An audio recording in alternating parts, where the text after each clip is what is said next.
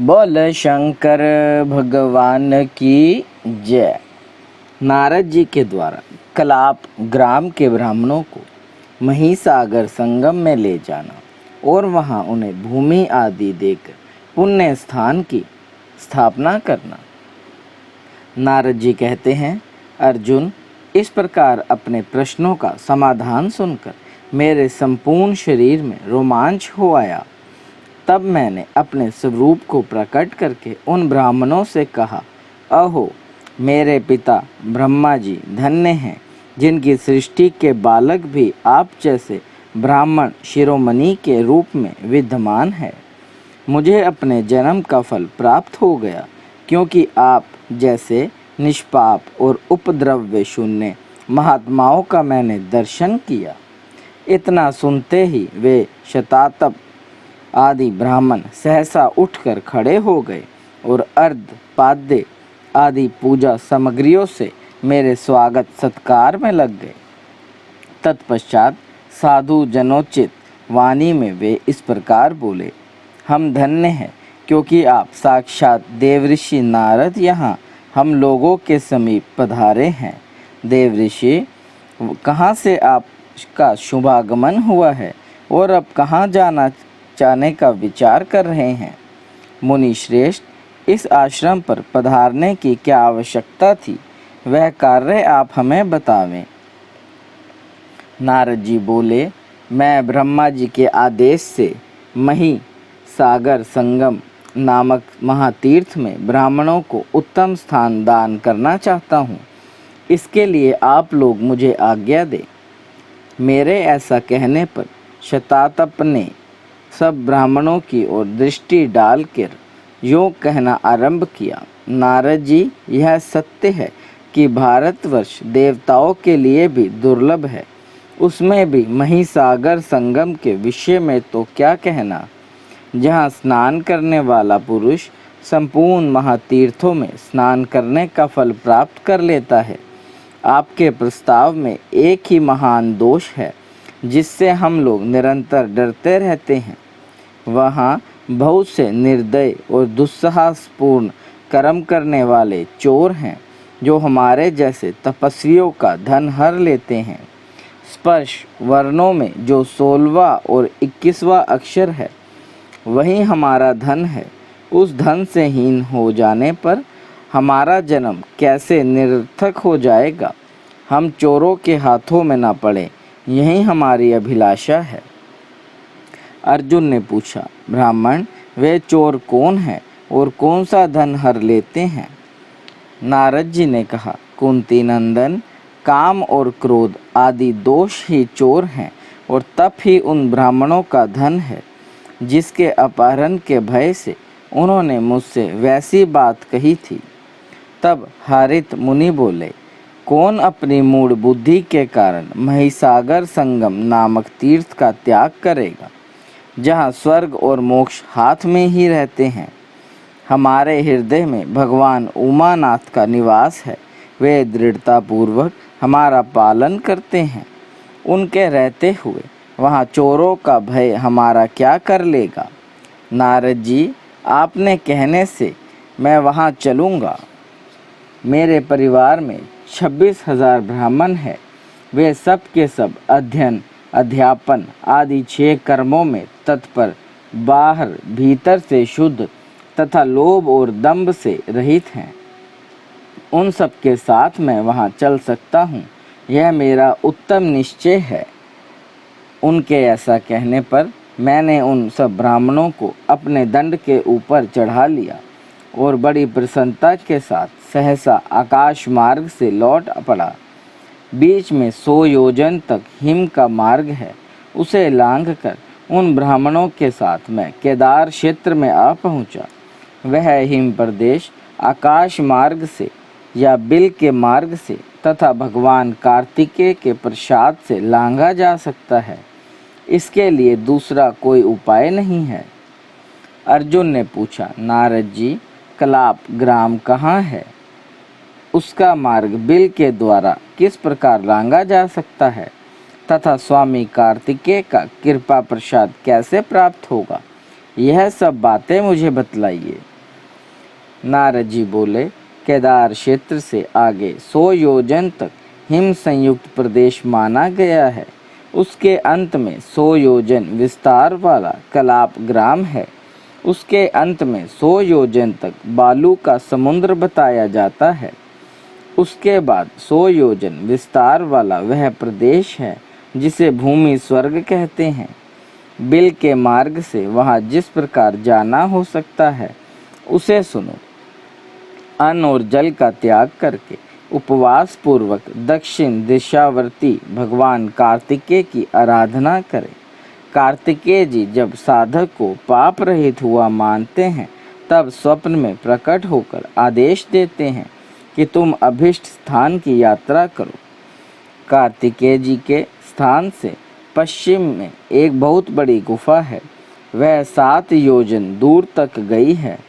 कार्तिकेय जी की आज्ञा मिलने के पश्चात उसी में प्रवेश करके आगे बढ़ना चाहिए। उसके भीतर मरकत मणि का एक शिवलिंग है जो सूर्य के समान प्रकाश करने वाला है। उस महाशिवलिंग के आगे अत्यंत स्वच्छ स्वर्ण के रंग की मिट्टी मिलती है। वहाँ शिवलिंग को नमस्कार करके तथा उस पीली मिट्टी को हाथ में लेकर स्तंभ तीर्थ में आना चाहिए। वहाँ भगवान कुमार तथा वाराह देव की आराधना करके आधी रात होने पर कुएं से जल निकालना चाहिए। उस जल और मिट्टी से दोनों आँखों में अंजन करना चाहिए। साथ ही संपूर्ण शरीर में उस जल और मिट्टी का उबटन लगाना चाहिए। उस अंजन के प्रभाव से कदाचित 60 कदम चलने पर उसे एक सुंदर बिल दिखाई देता है। तदनंतरन उस बिल के भीतर से होकर वहाँ यात्रा करें। वहाँ कारिश नामक बड़े भयंकर कीड़े होते हैं, परंतु वे उस उबटन के प्रभाव से साधक को डसते नहीं हैं। उस बिल के भीतर भगवान सूर्य के समान तेजस्वी सिद्ध पुरुषों का दर्शन करते हुए साधक आगे बढ़ता है और परम उत्तम कलाप ग्राम में पहुंच जाता है। वहाँ के मनुष्यों की आयु 4000 वर्ष की बतलाई गई है। वहाँ सब लोग फलों का ही भोजन करते हैं। इस प्रकार बिल के समान कलाप ग्राम तक पहुँचने की विधि बताई गई है। अब आगे जो कुछ हुआ उसको श्रवण करो। अपनी तपस्या की शक्ति से अत्यंत सूक्ष्म हुए धारण करने वाले उन ब्राह्मणों को दंड के अग्रभाग पर रखकर मैं मही सागर संगम तीर्थ में आया और वहाँ पवित्र जलाशय के तट पर उतारकर उन्हें स्वतंत्र कर दिया। फिर उन श्रेष्ठ ब्राह्मणों के साथ मैंने संपूर्ण दोषों को दग्ध करने के लिए दावानल्य दृश्य मही सागर संगम तीर्थ में स्नान किया और देवताओं तथा पितरों का तर्पण परम उत्तम गायत्री मंत्र का जप करते हुए हम सब लोग संगम के समीप बैठ गए। पृथ्वी में हृदय में भगवान विष्णु का ध्यान करते हुए भगवान सूर्य की ओर देखते रहे। इसी समय इंद्र आदि देवता, सूर्य आदि संपूर्ण ग्रह, लोकपाल, 8 देव जातियाँ, गंधर्व तथा अप्सराओं के समूह ये सब वहाँ आ पहुँचे। तदनंतरन महामुनि कपिल जी भी वहाँ आए और नारद जी से इस प्रकार बोले, देव ऋषि, मुझे 8000 ब्राह्मण दीजिए। कलाप ग्राम के निवासी इन ब्राह्मणों को मैं भूमि दान करूँगा, आप इसकी व्यवस्था करें। तब मैंने उनसे प्रतिज्ञा पूर्वक कहा, महामुने, ऐसा ही हो, आप भी यहाँ उत्तम कपिल स्थान का निर्माण करें। श्राद्ध में अथवा श्राद्धोपयोगी समय प्राप्त होने पर जिसके आश्रम में आया हुआ अतिथि विमुख लौट जाता है उसका सब सत्कर्म निष्फल होता है। जो अतिथि का पूजन स्वागत सत्कार नहीं करता वह रौरव नरक में जाता है। जिसके द्वारा अतिथि का पूजन होता है वह संपूर्ण देवताओं के द्वारा स्वयं भी पूजित होता है। इसलिए उस तीर्थ में दान और यज्ञ के द्वारा मैंने कपिल मुनि को भोजन कराया। तत्पश्चात मैंने श्रीमान ने हारित मुनि को उनका चरण पखारने के लिए बुलाया। तब मैंने ब्राह्मणों से कहा, पूर्व काल की बात है, महर्षि अंगीरा के कुल में एक प्रसिद्ध ब्राह्मण हुए थे। वे महान विद्वान थे, परंतु प्रत्येक कार्य में अधिक विलंब किया करते थे। उनके पिता का नाम महर्षि गौतम था। वे सब कार्य भली भांति सोच विचार कर बहुत देर के बाद प्रारंभ करते थे। उनके द्वारा चिरकाल में कार्य सिद्ध होने के कारण वे जनसाधारण में चिरकारी कहे जाने लगे। एक बार चिरकारी की माता से कोई अपराध हो गया। उससे कुपित होकर उनके अदीर्घदर्शी पिता ने अन्य सब पुत्रों को छोड़कर केवल चिरकारी को आदेश दिया कि तुम अपनी इस माता को मार डालो। उन्होंने बड़ी देर के बाद उत्तर दिया, अच्छा ऐसा ही करूँगा। परंतु वे तो स्वभाव से ही चिरकारी थे। अपनी चिरकारिता का विचार करके चिरकाल तक इस विषय में सोच विचार करते रहे, मैं पिता की इस आज्ञा का पालन कैसे करूं? अपनी माता को कैसे मारूं? पिता के आज्ञा पालन स्वरूप धर्म का बहाना लेकर इस मात्र हत्या रूप अधर्म में कैसे डूब जाऊं? माना कि पिता की आज्ञा का पालन सबसे बड़ा धर्म है, परंतु उसी प्रकार माता की रक्षा भी तो मेरा अपना धर्म है। पुत्र तत्व सर्वथा परतंत्र है। पुत्र माता और पिता दोनों के अधीन है। स्त्री की, उसमें भी माता की हत्या करके कभी भी सुखी नहीं रह सकता। ऐसे ही पिता की भी अवहेलना करके कौन प्रतिष्ठा प्राप्त कर सकता है? पुत्र के लिए यह उचित है कि पिता की अवहेलना न करे, साथ ही उसके लिए माता की रक्षा करना भी उचित है। शरीर आदि जो देने योग्य वस्तुएं हैं, उन सबको एकमात्र पिता देते हैं। इसलिए पिता की प्रत्येक आज्ञा का पालन करना चाहिए। पिता की आज्ञा का पालन करने वाले पुत्र के पूर्वकृत पातक भी धुल जाते हैं। पिता स्वर्ग है, पिता धर्म है और पिता सर्वश्रेष्ठ तपस्या है।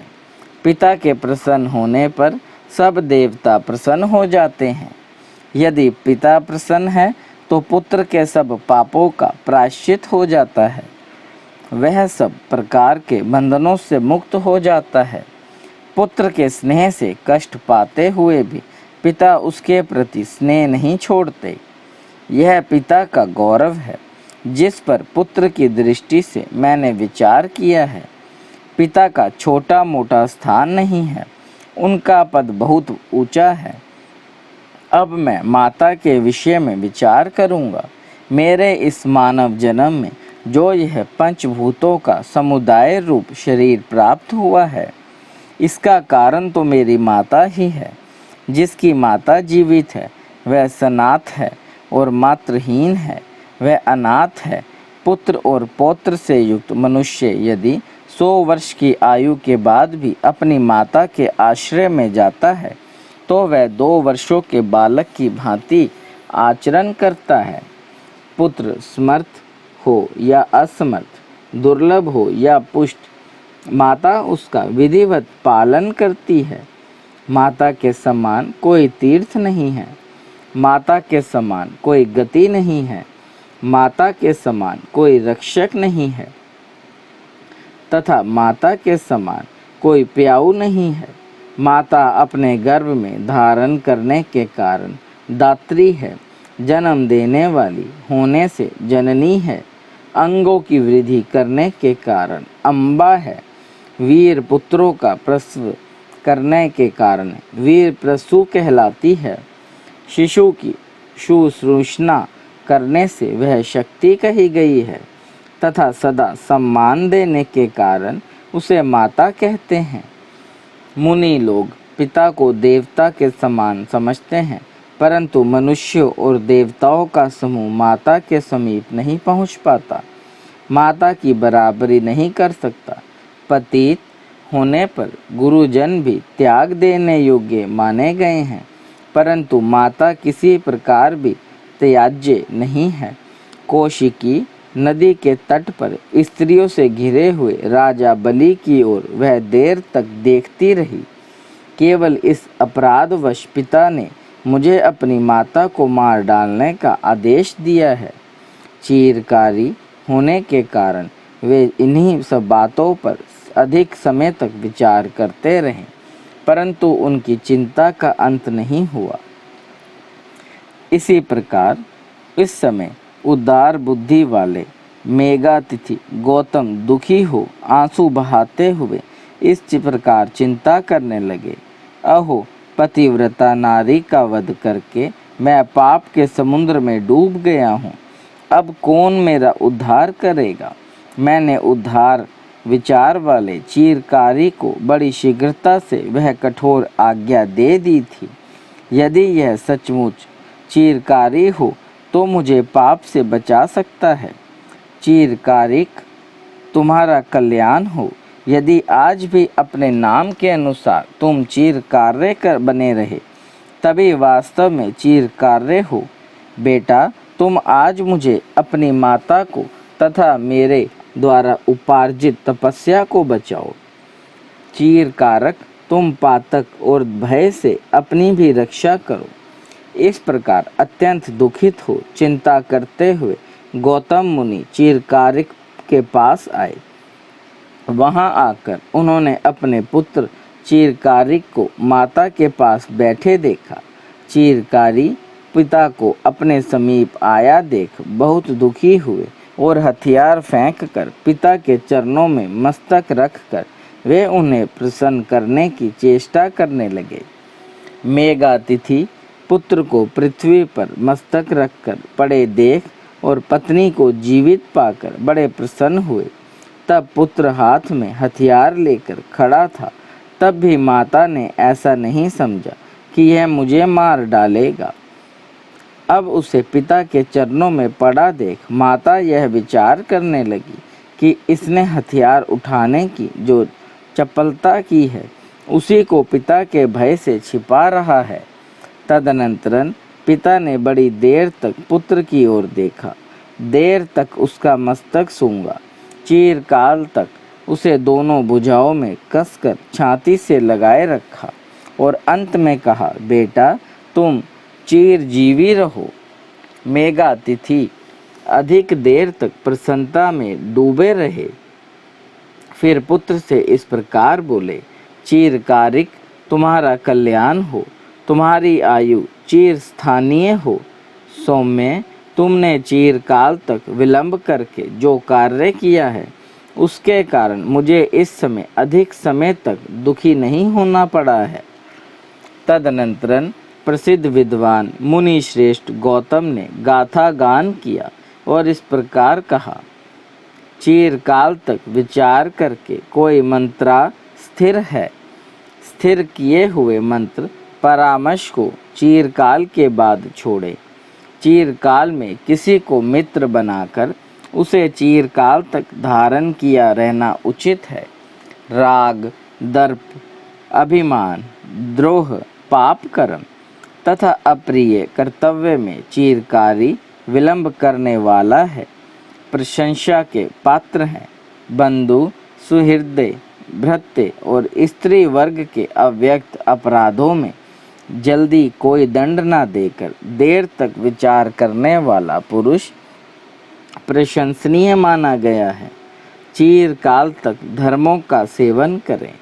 किसी बात की खोज का कार्य चिरकाल तक करता रहे। विद्वान पुरुषों का संग अधिक काल तक करें। इष्ट मित्रों का सेवन अथवा इष्ट देवता की उपासना दीर्घ काल तक करें। अपने को चिरकाल तक विनयशील बनाए रखने वाला पुरुष दीर्घ काल तक आदर का पात्र बना रहता है। दूसरा कोई भी यदि धर्मयुक्त वचन कहे तो उसे देर तक सुनने और देर तक उसके विषय में प्रश्न करता रहे। ऐसा करने से मनुष्य चिरकाल तक तिरस्कार का पात्र नहीं बनता। पर यदि कोई धर्म का कार्य आ गया हो तो उसके पालन में विलंब नहीं करना चाहिए। शत्रु हाथ में हथियार लेकर आता हो तो उससे आत्मरक्षा करने में देर नहीं लगानी चाहिए। यदि कोई सुपात्र व्यक्ति अपने समीप आ गया हो तो उसका सम्मान करने या उसे कुछ देने में विलंब नहीं करना चाहिए। भय से बचने और साधु पुरुषों का स्वागत सत्कार करने में भी देर नहीं करनी चाहिए। उपयुक्त कार्यों में जो विलंब करता है वह प्रशंसा का पात्र नहीं है। ऐसा कहकर स्त्री और पुत्र के साथ गौतम मुनि शांति को प्राप्त हुए। तदनंतरन चिरकाल तक तपस्या करके उन्होंने दिव्य लोक प्राप्त किया। यह बात मैंने उन सर्वगुण संपन्न ब्राह्मणों के समक्ष वहाँ कही। तत्पश्चात धर्मवर्मा के समीप हारित आदि मुनियों के चरण पखार कर संपूर्ण देवताओं को साक्षी बनाकर मैंने संकल्प पूर्वक सुवर्ण, गो, ग्रह, धन, स्त्री, वस्त्र और आभूषण आदि दे उन ब्राह्मणों को कृतार्थ किया। इसके बाद उस देव समाज में इंद्र ने हाथ उठाकर कहा, देवताओं, भगवान शंकर के अर्धांग में अपना वामद्र भाग स्थापित करने वाली देवी गिरिजानंदिनी जब तक विद्यमान है, गणेश जी, हम सब देवताओं और ये तीनों लोग जब तक मौजूद हैं तब तक नारद जी के द्वारा स्थापित किया हुआ यह स्थान सदा समृद्धिशाली बना रहे। इस स्थान को नष्ट करने वाले मनुष्य पर ब्रह्म शाप, विष्णु शाप, रुद्र शाप तथा ब्राह्मण शाप भी पड़े, क्योंकि तीर्थ भूमि में देवताओं और ब्राह्मणों के द्रव्य का अपहरण करने वाले और उनका अनुमोदन करने वाले पापात्मा मनुष्य नरक में सैकड़ों वर्षों तक रुद्रताल की मार खाते रहते हैं। तब सबने प्रसन्न होकर ऐसा ही हो इस प्रकार कहा। इस प्रकार मेरे द्वारा स्थापित किए हुए स्थान में महर्षि कपिल ने कापिल नामक स्थान की स्थापना की। तदनंतर सब देवता देवलोक को चले गए। बोले शंकर भगवान की जय। देव देव महादेव करुणा निधान भक्त वत्सल्य शिव शंकर भोलेनाथ प्रसन्न होइए त्रिलोकीनाथ, सदैव अपने चरणाविंदों में लगाए रखे, सद्बुद्धि प्रदान करे। सृष्टि के कर्ता धर्ता संहार हरता, आपसे ही जीवन आपसे ही मरण महादेव। बच्चा पुल्लनहार तुसी बख्शनहार त्रिलोकीनाथ, कृपा दृष्टि बनाए रखे। हर हर महादेव।